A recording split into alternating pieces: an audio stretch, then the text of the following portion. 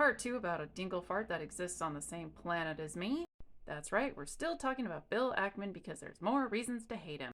For someone claimed that it was evident that Mom Donnie has never had any job, let's talk about some of Ackman's work history. Way back in 2018, there was a pharmaceutical company called Valiant. Now, granted, at this point in time, Mike Pearson was the one in charge and Bill Ackman came in later, but stay with me.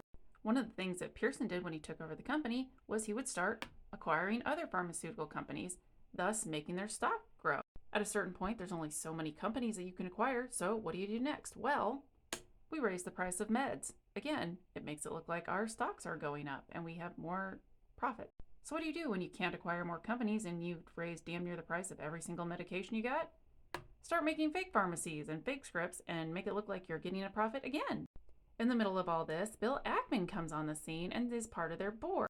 I will say that yes, Pearson was the one that did this whole little scheme thing. However, when Ackman came on, he does have a responsibility as part of the board and part of the company to kind of stop this sort of behavior. And he sort of acts like, oh, I didn't really know what was going on. Anywho's do, they all get pulled in front of Congress. They all have to testify. Feel free to go look that up if you want to watch that. Bill Ackman works with the board and they're like, all right, let's get rid of Pearson.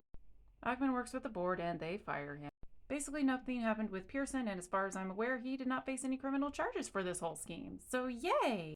One of the things Ackman said when he was in Congress is that they would lower the prices of medications. But they didn't do that. You know, because if they lower the prices of those medicine, then they can't pay their debt. And none of that matters anyway, because now it's under Bausch and Lomb. I'm not sure how to say that. So as far as I'm concerned, Ackman doesn't really get to say anything to anyone else about how they run their company or how they are at their jobs. But you didn't think I'd bring it back to this whole thing, did ya? Butkus Bill has brought up more than once about making an account that has a certain amount in it, and that would get rid of the need for Social Security because of the interest that would grow and yada yada yada yada.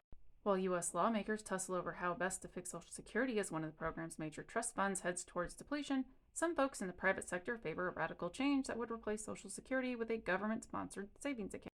In this account, he proposed that babies would be given $7,000 at birth. Not his money, mind you. The idea is that decades of compounding interest would turn that $7,000 into about $1 million when the babies hit retirement age. And among those who support the idea is billionaire investor and hedge fund manager Bill Ackman.